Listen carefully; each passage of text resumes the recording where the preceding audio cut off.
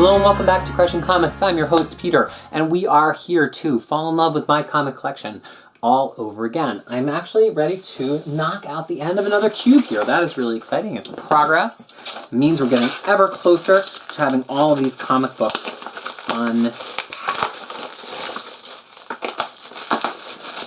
Do you have a lot of stuff in your life that's like left over from previous eras that you just have in a box somewhere and you're just kind of carrying it with you like a snail? Or it's like at your parents' house or something like that. I am not only a pack rat, but I guess I am a pack rat. I don't really throw things away unless they are like well and truly broken. So, for example, somewhere at my mother's house, unless she's finally threw them away, I have like every G.I. Joe, every He-Man, every She-Ra, and they're probably like sitting in some damp garage at this point, and they're not things I can make money off of on eBay if I could somehow explain to my mother how to sell them on eBay from around the world. But, It's funny because I don't intend for these things to sit forever and forget about them. That's why I'm really excited to open them and get to know them again. But in this moving process, there's also been things where I'm like, I had what?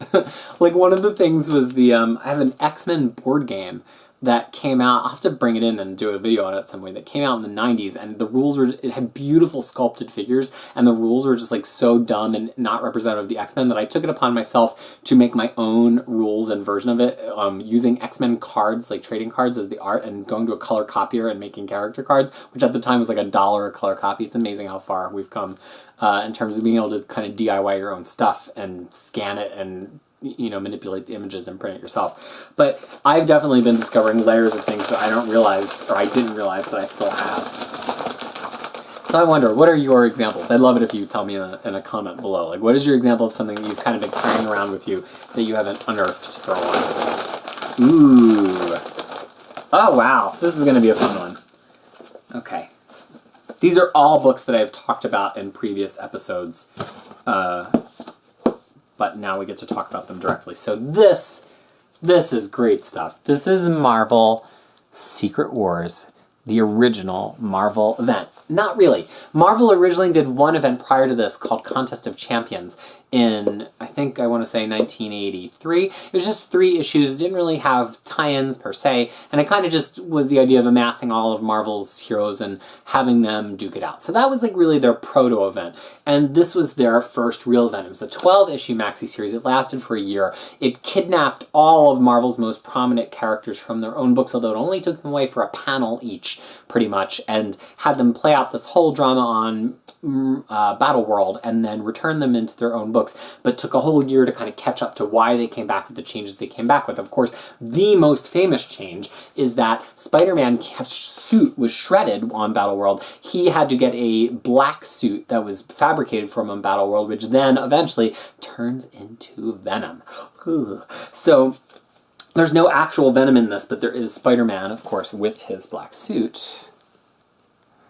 And that is the beginning of that story. So what's really interesting is the whole theme here is that there's this ultra-powerful intergalactic being, or maybe extragalactic would be more accurate, called the Beyonder. And he's kind of doing this because he wants to see who's stronger, the hero or the villains.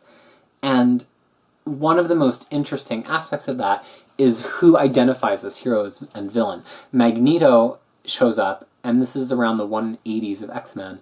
You would assume he's going to be a villain, but this winds up being the text that really turns Magneto to being on the side of the X-Men, and he winds up being the headmaster of the school when Xavier needs to go away. He's in charge of the New Mutants for a while, and we never go back to like full-on villain Magneto. Marvel has made a few feints in that direction, but they always get defused by a later story. They've never really brought him back to being a full villain ever since this book. So I would say that is one of the very real ramifications that comes from this.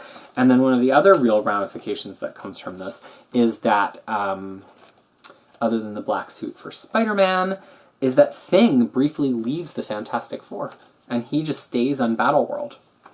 So that's pretty interesting too. I actually have this all in floppies because I had the Secret War toys. I really was interested in having this and like reading the actual story, which I had never read.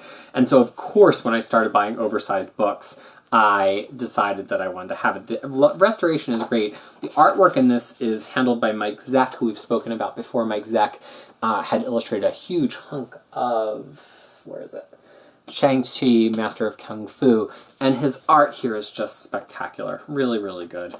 I mean, he really treads the line between like a classic Silver Age-inspired artist and somebody who's getting into that kind of more muscular and well-defined 80s that precedes Jim Lee and company and still is kind of in this kind of Byrne tradition. That's a newer book in the back that got tacked on. So I love Zeck, and also is written by Jim Shooter, who I want to say was the editor-in-chief at this point. But it was him who had said, like, we are going to take this in this direction, and so he decided that he would just be in charge of it. It's kind of funny because now we think of the kind of person who's going to be in charge of that project as like a Brian Bendis or a Geoff Johns, like whoever the head writer is, but they don't tend to be the editor-in-chief. That's like an older concept that the editor-in-chief, I think, would like step in and do the writing. Now maybe that's like a chief creative officer or something like that. So Stone Cold Classic has been a long time since that omnibus has been around. It's a really thin omnibus. It also has the wrong color red at the top of the omnibus. It's like a darker red than most of the rest of them. You could see that. Let's see. You could see that here. They're two different reds. And this was another one that was like blown out on sale for a really long time. But unlike its partner, Secret Wars 2, people actually wanted this, so it makes more sense that this would be more expensive now. Marvel has since issued it in a trade paperback, so it's not like it's ungettable. And they've also issued this massive Secret Wars box set that has like everything ever Battle Worldy that has happened because they issued that in the run-up to Jonathan Hickman's 2015 Secret Wars.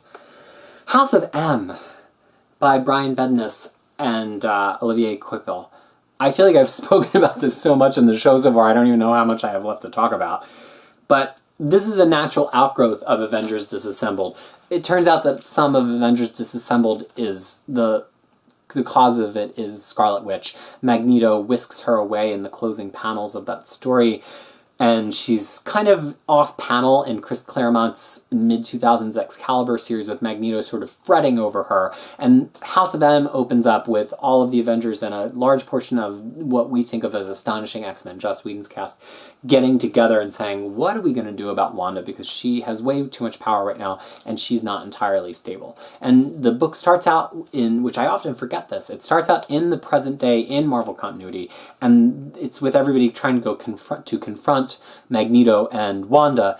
It does not go well, and then they're in the House of M reality where they have to kind of all get their bearings and be reawakened. Now, the big focus on House of M tends to be that it's a fantastic Scarlet Witch story, that it shows action that results in the decimation of the mutant population, and that tends to be what people focus on. But a lot of other things came out of House of M. Wolverine regains his memory and goes through some immediate trauma after that, but it opens up this whole new aspect of Wolverine's storytelling as he finally starts to piece together what his life had been prior to having adamantium. That happens in House of M. Miss Marvel is one of the major heroes in the world of House of M, and when it ends, she says, why am I not being this on Earth here and now? It then starts up the Miss Marvel ongoing series, and she becomes a main player in the Avengers franchise again, and never has really stepped off screen since then.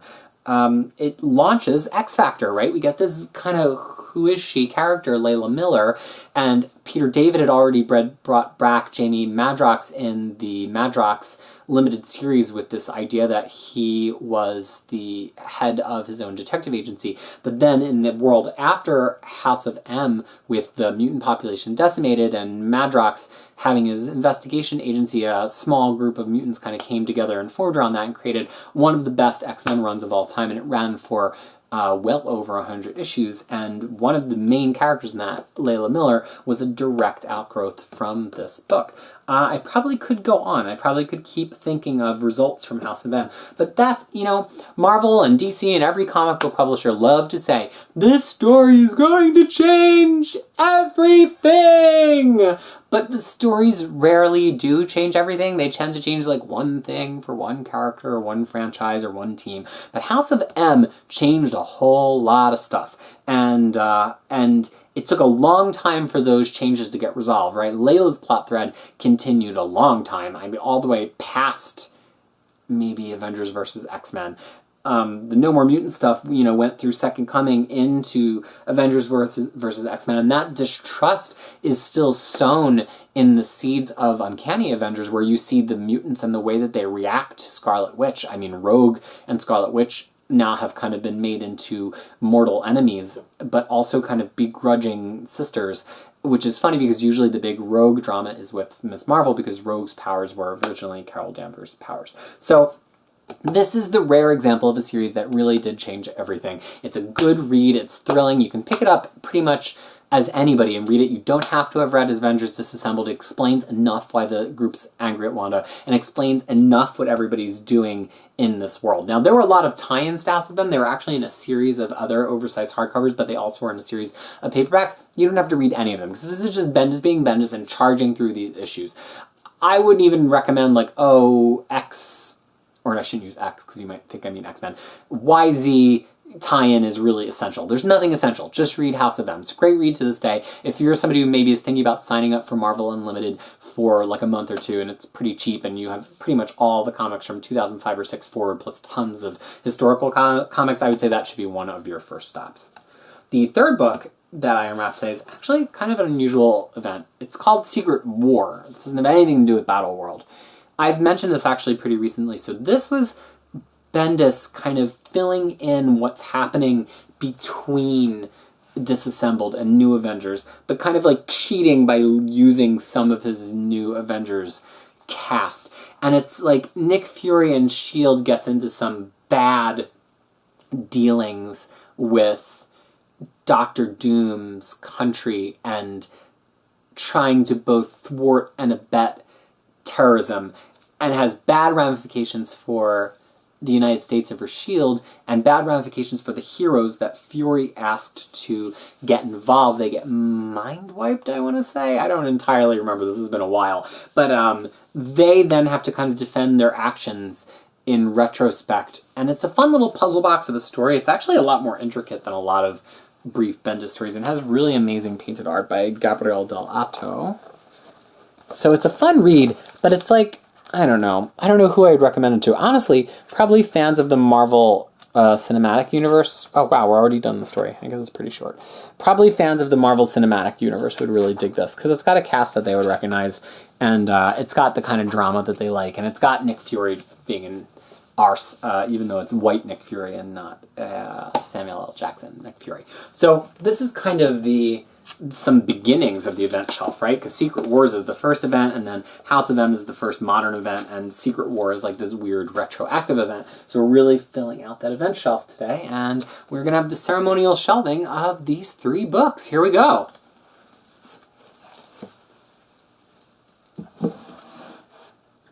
All right. Thanks so much for listening and learning a little bit more maybe about Marvel's history of Marvel events. I have them all on one webpage on Crushing Crisis. You can see every event, all of its tie-ins, and how they've been collected. So if that's the kind of thing you're interested in, you want to read them all, which you will be seeing them all because I have them all, head over to my guide and learn all about it. But thank you so much for tuning in, and I will see you next time for more Crushing Comics.